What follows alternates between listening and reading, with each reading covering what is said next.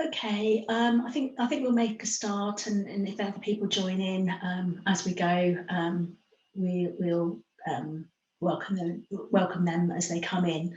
So, good morning and welcome to our webinar on verbal intervention or safety intervention. What's right for your organisation? My name is Maria Taylor and I'm joined by my colleague Chris Sheehan, and we're both Directors of Training here at CPI. Our colleague Alison Lawton is going to be monitoring the chat and the question boxes, and so on that note, if you've got a question, please can you make sure that you put it in the question and answer box, as it's just easier if they're all in one place, and then we can make sure that we haven't missed any questions at the end. But do feel free to make any comments in that chat box if you want to, that's fine. Okay. So let's make a start by looking at what we're going to cover in the next hour or so. So we've got a mix of attendees today, with some of you already using our programmes and others who are new to CPI and what we offer. So for those of you that are new to CPI, I'm just going to give you a brief overview of who we are and what we do. I'll then talk to you about our programmes, how they've been developed and how they can bring calm to your workplace, and then sort of move on to which programmes will be right for your organisation. Chris is then going to talk about the benefits of choosing CPI training, and importantly, how you can embed that training within your organisation. So let's make a start on about CPI and our programmes. So CPI's guiding philosophy is care, welfare, safety and security. And we've been successfully supporting organisations to embed and maintain that philosophy for their employees, the people they support, or their customers for the past 41 years. We work with over 17,000 organisations worldwide, and the map you can see on the screen highlights our spread across the world. We currently have around 38,000 work-based certified instructors and have trained over 50 million participants at the last count. So for those of you that are new to CPI, Chris will talk about in more detail about certified instructors and what they do a bit later. So traditionally, our main customer base has been equally divided between education, mental health and social care, with a presence in mainstream healthcare, the police, secure estate and commercial and retail. However, recently the pandemic has resulted in an increase in demand from areas such as retail and hospitality, banking, where business leaders have seen an increase in verbal and physical abuse towards their staff. And are recognising the need to support them in developing the appropriate knowledge and skills to be able to safely manage these types of incidents. I don't know, some of you may have seen last couple of weeks there was a report from USDOR, the retail union, that retail staff are sort of facing around 455 incidents a day of verbal and physical abuse. So it's an area of specific growth, really. Okay, so how do we develop our programmes? Excuse me. So our programmes are evidence and principle based. So during the development phase, we consult internal and external subject matter experts. We take into account current research, as well as talking to our customers through focus groups to ensure that we're meeting their needs. Programmes that contain physical skills are assessed to provide an independent risk assessment, which is based on published scientific research. And then once we've released a programme, we generally review them on a 2-yearly cycle.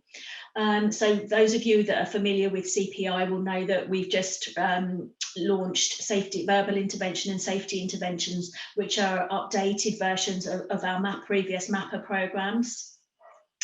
During the review phase, we ensure that we use the latest research and evidence.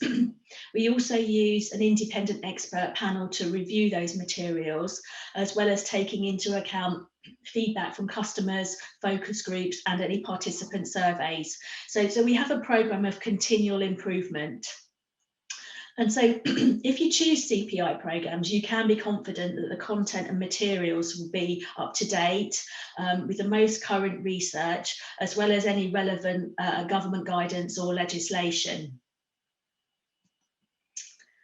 Okay, once developed, our programs are quality assured and are CPD accredited by a host of organisations that you can see on the screen. And it's important to note that for any of you who work in organisations that need to use restrictive physical interventions, our programs are all certified under the Restraint Reduction Network standards. Okay, so let's start by looking now into more depth at our programs that we've got on offer. So you can see a list of programs there. For this webinar, we are concentrating on our core programs of verbal and safety interventions. So we do have other programs such as Prevention First, which is a short online program, Dementia Capable Care, Clinical Holding, and in September we're launching a new program for the education sector called Classroom Culture. So if you want to know more information about any of those other programs, just go to our website or speak to an account manager. So as I said earlier, all of our programs are based on our guiding philosophy of care, welfare, safety and security. So our training teaches participants that they're expected to treat the people they work with, both colleagues, customers and students and young people, or any service user, with dignity and respect, show empathy and act in a person-centred way. They need to support well-being, provide choice and maintain the independence of those needing care and support. Their actions need to protect the rights of others and minimise harm. And finally, they need to develop and maintain safe, effective and harmonious and collaborative relationships. Participants on the programme are assessed against these values, and by practicing them and practically applying them in the workplace, this helps to bring that calmness to the workplace that we've been talking that we want. Okay, the use of restrictive physical interventions is contentious, and opinions and practice around their use have evolved significantly over the last 10 years. And we've seen recently in the press and on television, it's been 10 years since Winterbourne View, which was really sort of the issue that brought about these changes. So CPI, as a result, created the Restraint Reduction Network, and then once that was set up, we passed it over to BUILD, the British Institute of Learning Disabilities, to carry on with the work that we'd already started, and we supported the development of the Restraint Reduction Network standards. So those standards emphasise the need for de-escalation skills and the use of non-restrictive interventions to maximise safety and minimise harm. So you'll see within our programmes that the concept of consistent, calm staff responses is introduced as an approach to de-escalate distressed and crisis behaviour in order to bring about and maintain calm in the workplace. Okay. So before we move on to look at the specific content within each programme, I'm just going to talk to you about how you decide which programme is most suited to your workplace and the staff within it. So CPI training has always provided a risk-based training model, which enables us to offer different content to end learners and who have different requirements based on the job that they do and the risk that they face. So risk is placed on a continuum from low to high and is assessed on the likelihood of an incident occurring against the severity of harm that may result if that incident did occur. So, for example, schools don't necessarily always require training in physical skills. Or in retail, security guards might need the physical skills, but sales assistant wouldn't necessarily need them. So in order to make this clearer and more time efficient for organisations, the content at the moderate to high risk level is divided over 4 programmes. So this means that participants only need to attend the course and learn the knowledge and skills which manage the risk related to their job role, whereas in the past, participants would be taught everything and then might not actually ever use, for example, the physical skills. So we identify the appropriate training for staff within an organisation through a training needs analysis, which our account managers complete with you. This ensures that you can be confident that your staff are receiving the correct level of training, which supports them with that knowledge, those knowledge and skills to remain calm and safe in their workplace. So if we look at our programmes and where they fit into this risk model, so our programmes that support staff who face low risk behaviours are Prevention First and Classroom Culture. And these are programmes that would be particularly suitable for anybody in your organisation. Prevention First is particularly suited to health settings, and Classroom Culture is aimed at education. We are in the process of developing programmes for other sectors such as retail and hospitality, for example. And as I said earlier, if you want to know more about these programmes, go to our website or speak to an account manager. So moving on to the programmes that we're going to be focusing on today. For moderate risk level, we have our verbal intervention programme, and for high risk, we have safety intervention, which again is broken down into foundation, advanced and emergency. So starting with verbal intervention, we're going to look at the content, and that will help you identify which programme is most suitable for the behaviours and risks that your staff face in the workplace. So verbal intervention incorporates trauma-informed and person-centred approaches. So that's going back to really our programmes being at the forefront of research, and we know that trauma is now playing a big part, particularly in health and social care and education, and we're recognising that there's a growing number of people that have been exposed to trauma in their lives. So verbal intervention trains staff to respond to potentially escalating or crisis situations, but with a focus on prevention using verbal de-escalation skills and where physical intervention is not required or inappropriate. So it includes 6 modules. So the first module is the crisis development model, and that's a model that looks at a series of recognised behaviour levels that individuals might experience, and then the related staff attitude or approach that's needed to de-escalate those distress behaviours. Module 2 looks at the integrated experience. So this looks at how staff responses can impact the behaviour and attitudes of others. It also looks at external and internal factors that may impact on staff responses.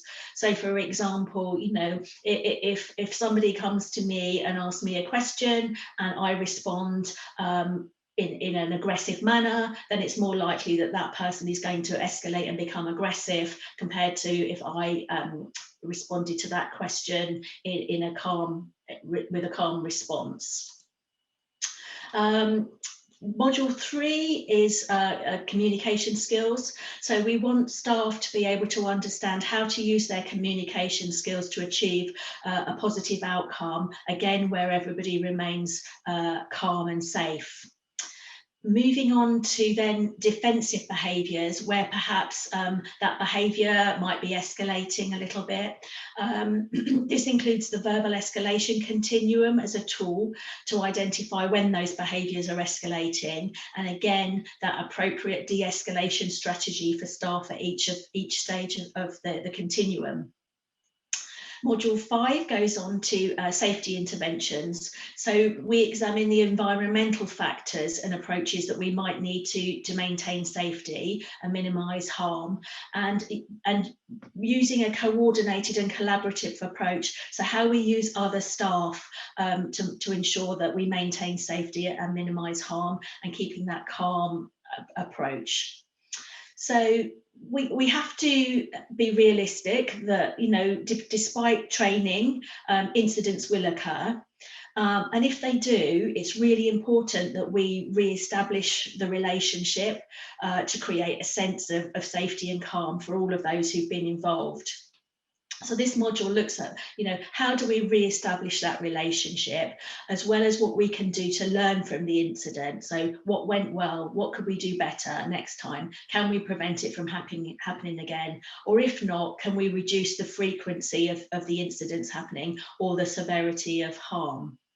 So that's verbal intervention. So moving on to safety intervention. So safety intervention builds on from the early intervention and preventative strategies that participants learn in verbal intervention.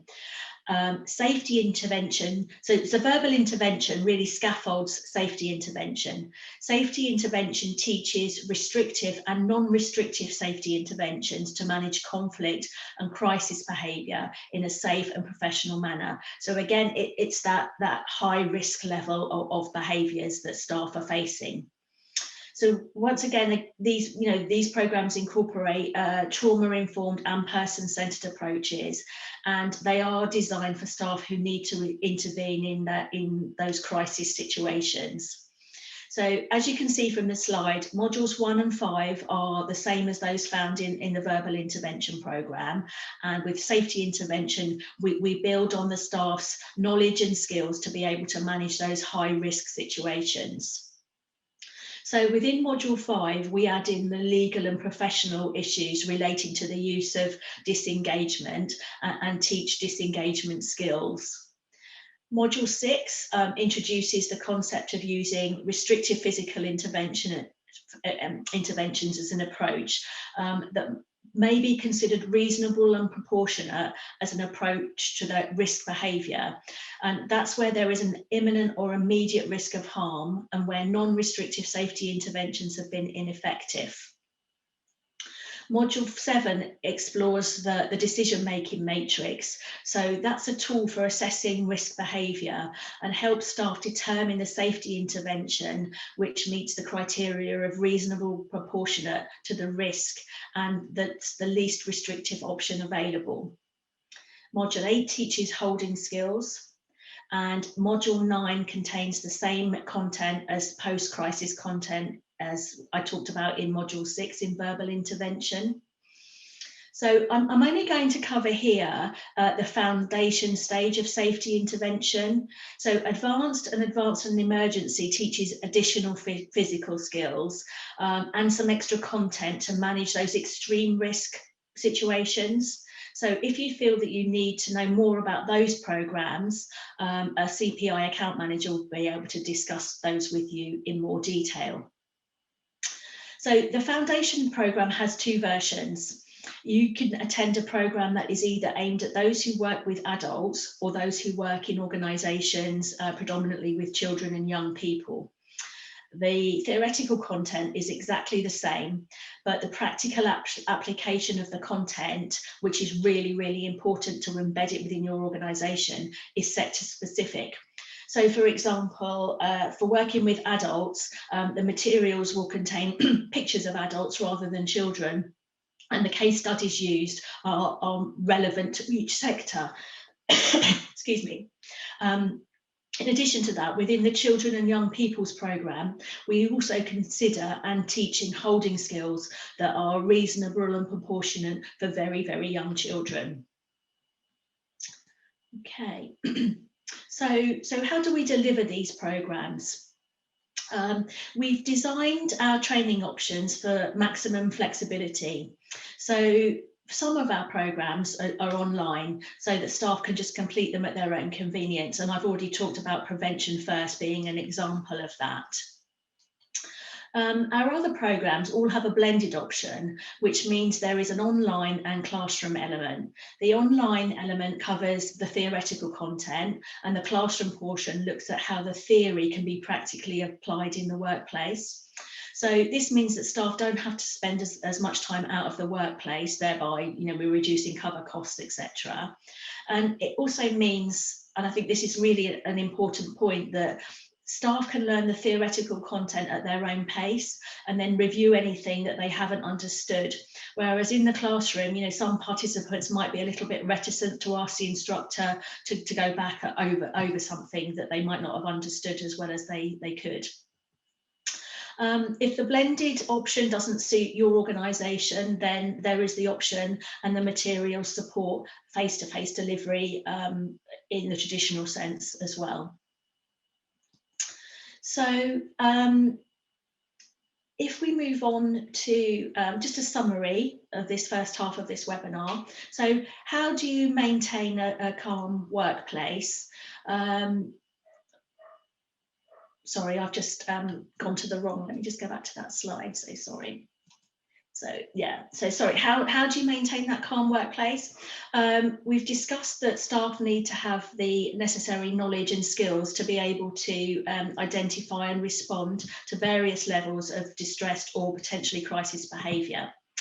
They need to be able to recognise their own triggers and what pushes their emotional buttons in order to manage and maintain their consistent calm behaviour. They need to learn strategies to strengthen their non-verbal and verbal communication skills. And they need to learn safety intervention strategies so that they can ensure that they maximise safety and minimise harm. These strategies could be non-restrictive or they could be restrictive depending on the level of risk that staff face within their workplace.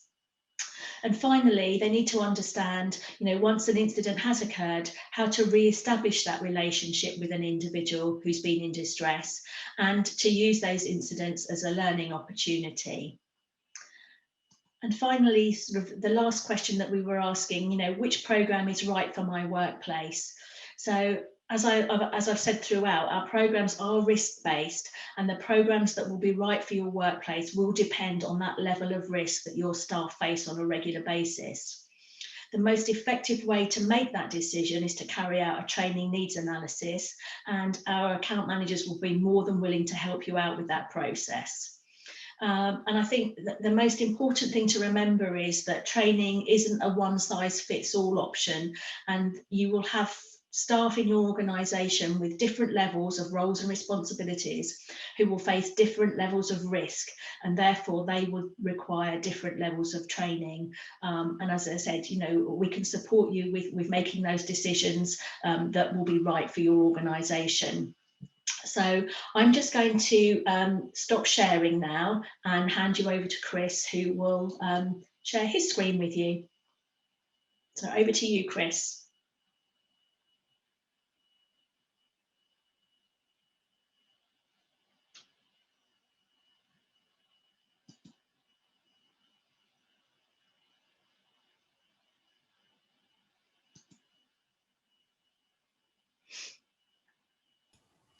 Thank you, Maria.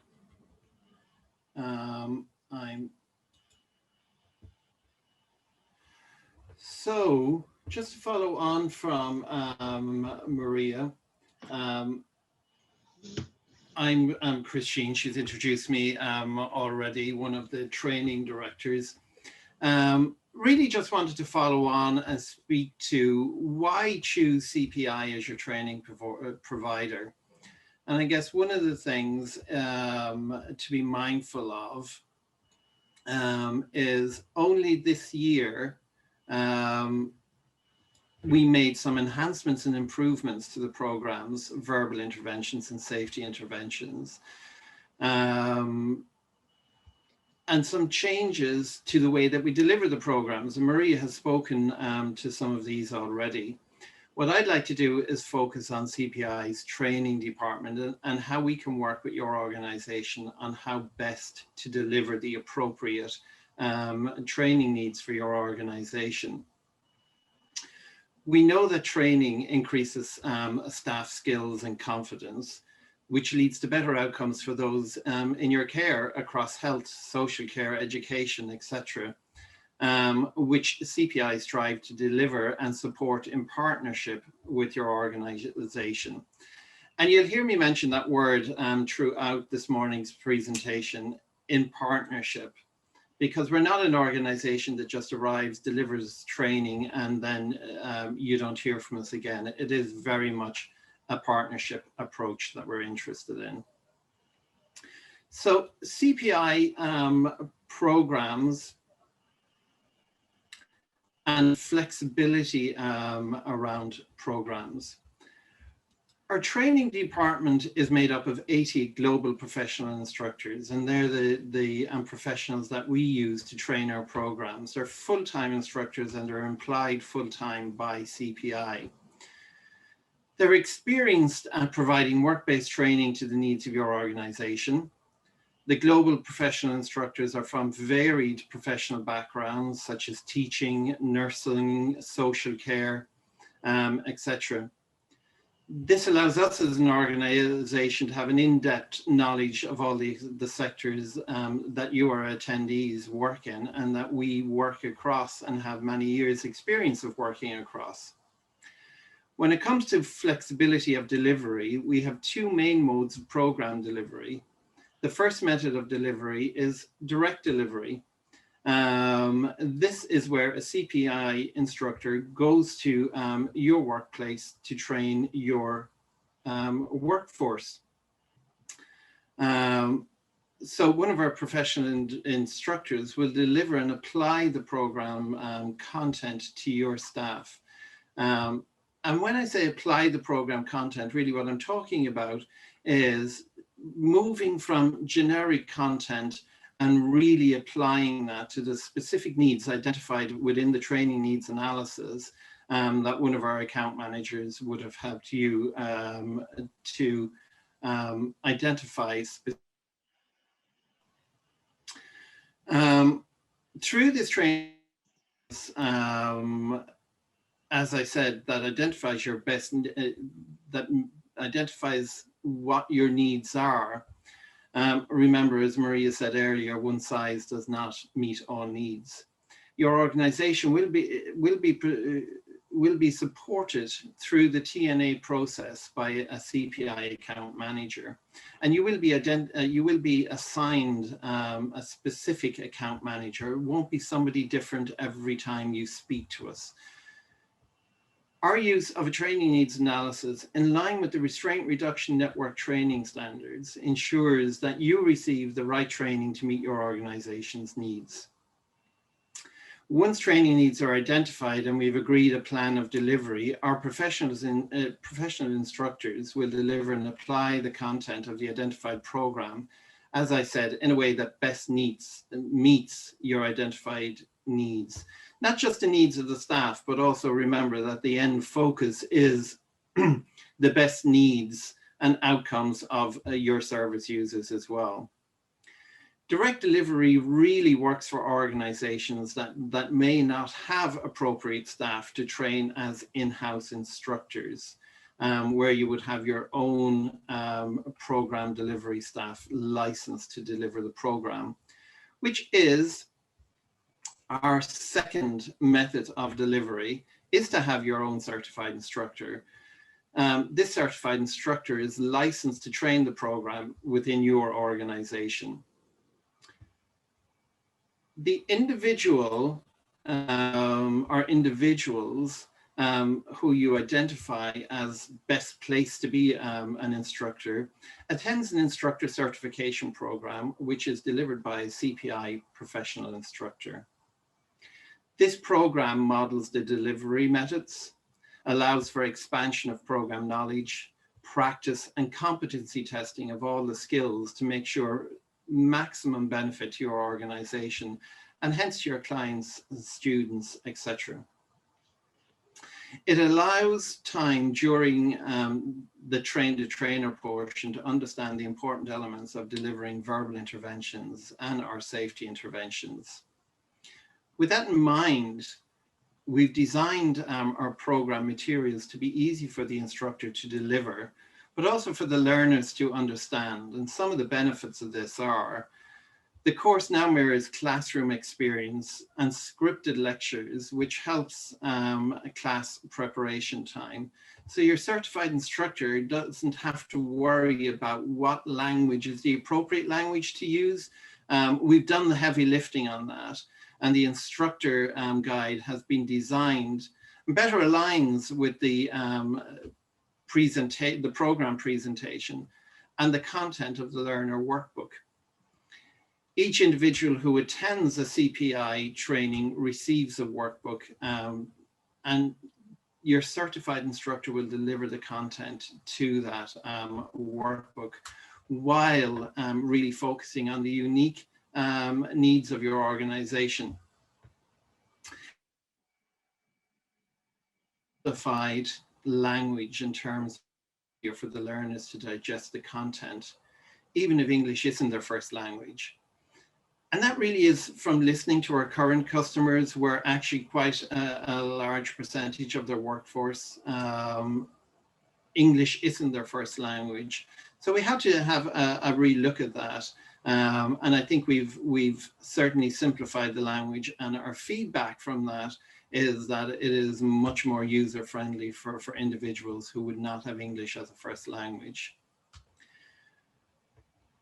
The other thing around delivery of our programs as well is because of that redesign, it has certainly shortened classroom delivery time by up to 20%.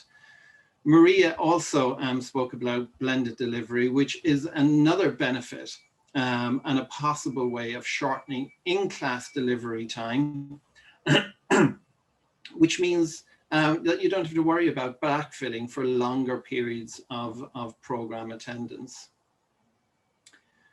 If we look at the train-to-trainer delivery method, the first thing I would say is it's cost effective, and you'll find that it breaks even for your organization after one ICP, even allowing for staff time off ward or in the classroom, compared to our direct delivery method, which is that first option I spoke about when I started. The train-to-trainer portion of the program allows the certified instructor to fully understand online theory delivery with applied follow-up through classroom practice.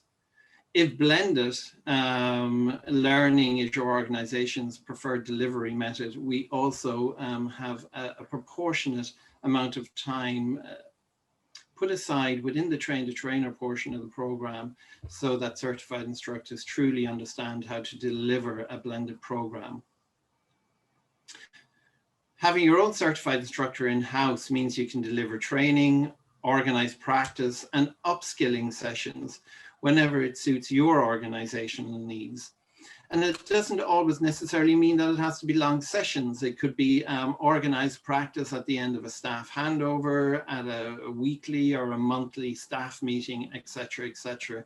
And in that way that you can ensure that still that skills are kept at that minimum, if not more, higher standard that would be expected within your organization.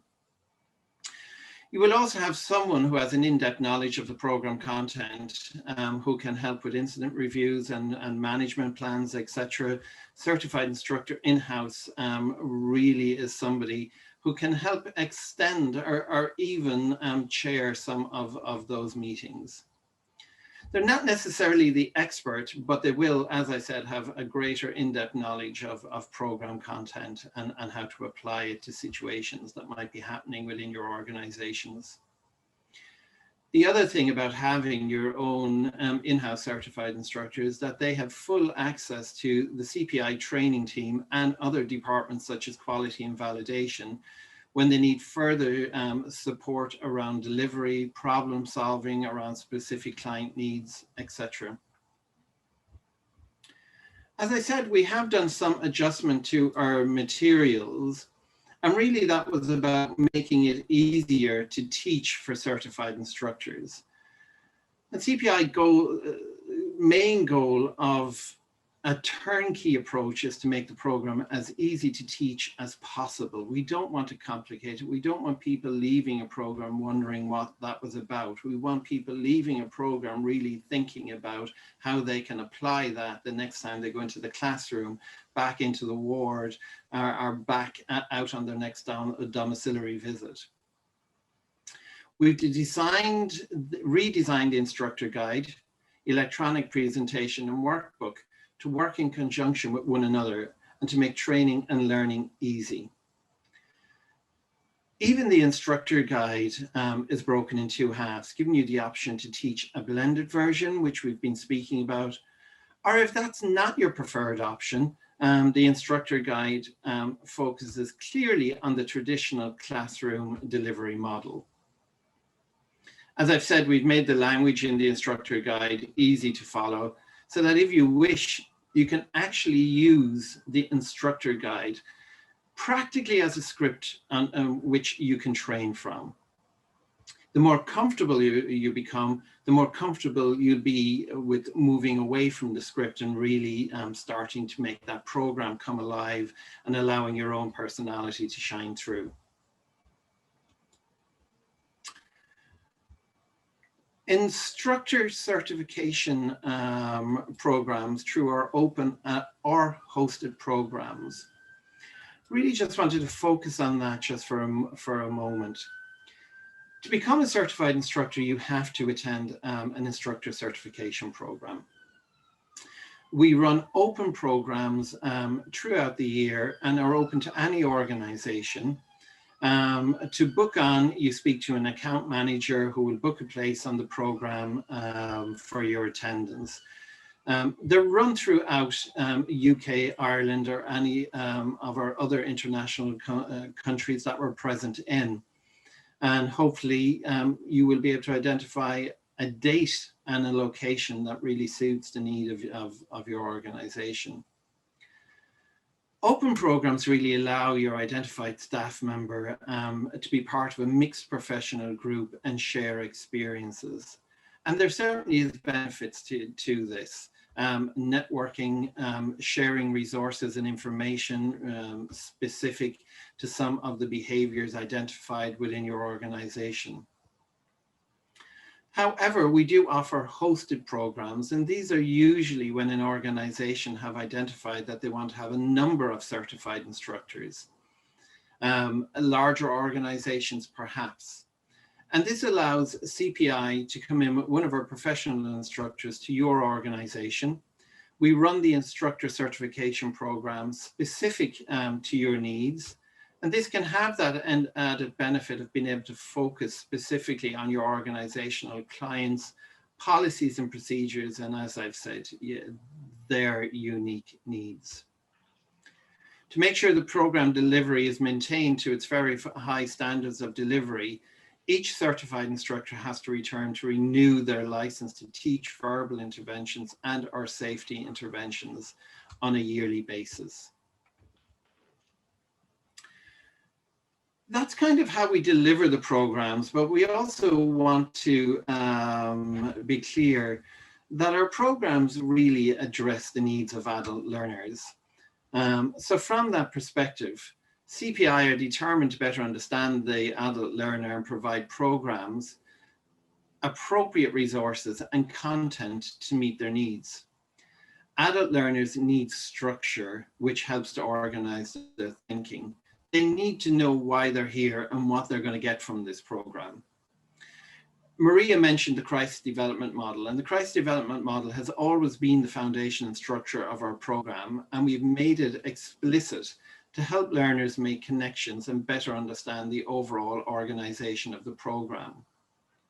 Once they understand the organization of the program, it is easier to layer in information that helps to make better, more professional decisions within crisis moments.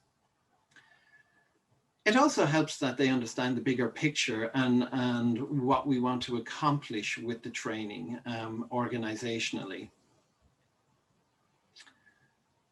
And one of the ways of doing that is because our programs are based on the crisis development models, verbal interventions and safety interventions. And as I've said, they're quite explicit. The model is quite explicit. We're giving the learner an easy to follow roadmap. Some of the language that we've previously used had a tendency to confuse the learner. For example, we've changed terms such as proxemics to simple everyday language and words such as personal space. This allows the learner to remember the content rather than to remember the terminology associated with it. not only is our in-class program addressing the needs of adult learners, but I want to reassure you as well that we've aligned our online training to adult learning principles also. I think what you'll find also is when we look at efficiency and time saving, Maria spoke to the blended delivery earlier, but I wanted to touch on it again, specifically from the benefits of this approach and the efficiency and time saving that it generates. We know that there are time pressures for customers, and it is a challenge to release staff for training on a regular basis or for long periods of time. Taking a blended approach means that each participant will complete the online course in order to gain the underpinning knowledge before coming into the classroom. Coming into the classroom, and that may be a live virtual class, similar to what's happening here this morning, or it may actually be showing up within a room. And that allows us to apply the knowledge which they've gotten online to turning the knowledge into how do I use that? How do I apply that? Blended delivery allows online learning of theory on an individual basis at own time, at their own location, and importantly, at the individual's own pace. Flexible delivery choices and the option of blended learning saves the customer approximately 20 to 25% compared to the traditional classroom teaching time, because the learning has happened online. When they come into the classroom, we start to look at the application of that learning. To that end, we've worked at a seamless learner experience. So one of the advantages of online learning is that it's easy to control the messaging and its content. Importantly, it's also consistent. One of the downfalls might be that it can often be impersonal, academic, and does not engage the learner. And we have thought about these, and we've created a new online format that makes it more personal. The resources and materials will make it easier to be more consistent with the classroom learning, so it doesn't feel like they're getting a different message when they attend the in-class portion. We have included videos and multimedia resources to enhance the learning and interactivity of the training, which includes sector-specific case studies and scenarios. We have made a smooth and consistent program across multiple learning platforms, which is designed to give the certified instructor more options to deliver the content to your staff. If we look at post-training support around having a certified instructor, the benefits of working with CPI are a range of supports. And I would say both for direct delivery as well as certified instructors, to be truthful. There's free professional support. Our instructor services team is available throughout the working week to answer queries, assess needs, problem solve, and offer guidance on preparing training and handling specific crisis situations within your organizations. Our customer support department has professional instructors to answer and follow up questions you may have around program content and application. Our quality and validation department, who offers supports around program documentation, certifications, validation of training, resources, etc., etc. They also, within the quality and validation department, keep records that can be assessed at any time for use as evidence of those trained or as reminders of refresher training needed. Again, you can also, as a certified instructor, access this on our instructor portion of our website. The other element that we have been mentioning throughout this morning is, as an organization who partnerships with us, you will have a dedicated account manager. And we feel that's really important, that every time you contact us, you get to speak to your specific account manager, and that it's not somebody new every time that you're trying to or having to explain your situation or where the last conversation was left off. We also have national conferences every 2 years.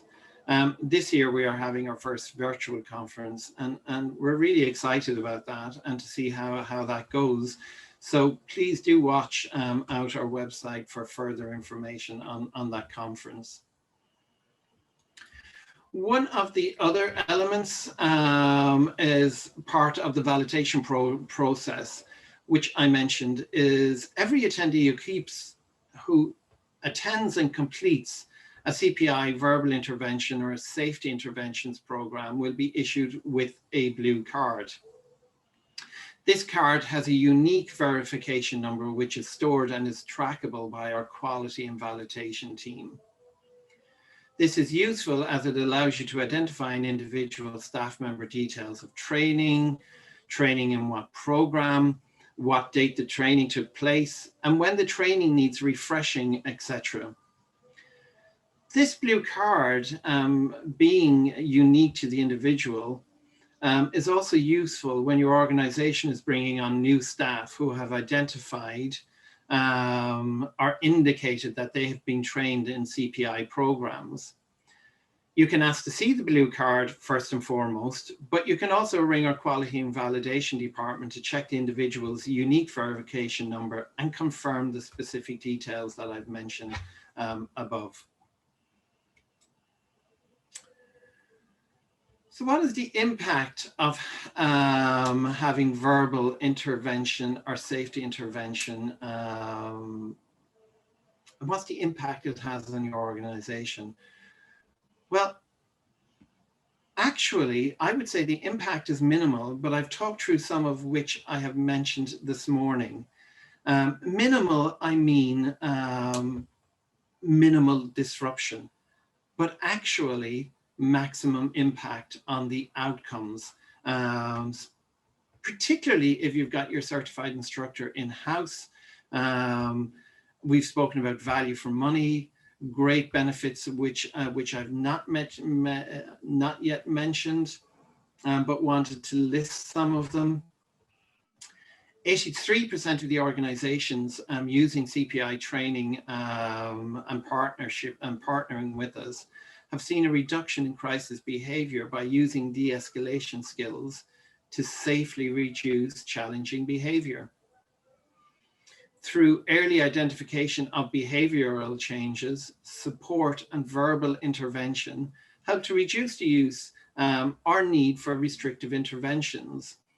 If you like, it's as simple as deal with small distresses when they are still small distresses, so to speak, by offering the right support as early as possible.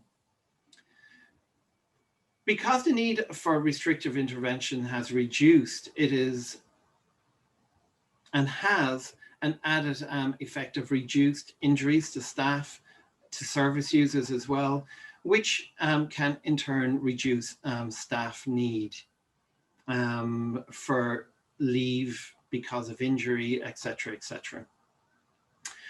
Our customers have said that there has been reduced complaints from service users and their families and advocates, and an overall improved satisfaction of delivery of services. Because these are measurable, it has also shown reduced staff turnover in our partnering organizations. This information we have collected through a Tech Validate survey, of which there was 308 responses. Just some of the ways our partners have achieved a return on investment with CPI training. Just before I end, I did want to speak to the launch of verbal intervention and safety intervention was on the 12th of April of this year.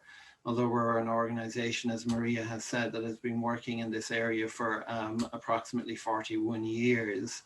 But what I wanted to say is, while you are now hearing about CPI verbal intervention training and CPI safety intervention training, some of you may know us through our previous programs that were identified as MAPA, Management of Actual or Potential Aggression. We're the same organization, it's the same program. The resources for verbal intervention and safety interventions are available through an account manager. If you wanted to review some of these materials, it will be as simple as ringing up our office and speaking to somebody in the sales department who can help you to access the resources, as I've just mentioned. The final point that I want to make this morning is, CPI want to work in partnership with your organization to help you decide on the delivery method and the best program that suits your organization. I started off with saying this isn't a one training hit and then we're gone. This very much is a partnership between you and CPI for the long term. So with that said, I feel like we've given you a lot of information this morning, and I hope we haven't overloaded you with too much information. So I'm going to end simply by going to check if there are any questions that may have come in. Oh, you're back, Maria. Yeah. There was one question actually, Chris, which said, are there any explicit elements of positive behaviour support in your verbal intervention package for social care providers? Okay, there isn't explicit content in relation to PBS, but what I do want to assure you is none of the content of verbal interventions or safety interventions in any way contradict. In fact, they support positive behavior support systems. So while it is not explicitly a PBS program, it is one that's aligned to and supports very comfortably across all of the content. Yeah, I could say maybe some examples, Chris. So for example, the crisis development model that identifies individual approaches to behaviours. So for example, what anxiety looks like in one person might be completely different in another. And then that allows staff attitudes to de-escalate and to focus on the why and what's behind the behaviour. And then each module builds onto that. And so, for example, the post-crisis module, that has a structure for staff to discuss with the individual a new plan for future behaviours, for example. So all of the modules do fit in with particularly in VI, the primary and secondary intervention levels of PBS. And I guess finally on that point as well is one of the resources that we provide as part of verbal and safety interventions is a My Safety and Support Plan, which is a unique, I see that's just disappearing off my screen there, so there's no point in holding that up. But it's an individual support plan that can be completed as per the individual, the behaviors, and the most appropriate responses to those behaviors.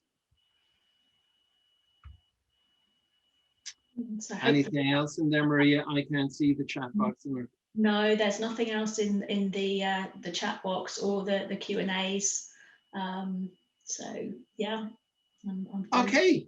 I guess maybe then just to say to everybody, if you do need further information, if you want to discuss our programs more, please contact us through the information that's on the screen now. Some of you may already be in discussions with us.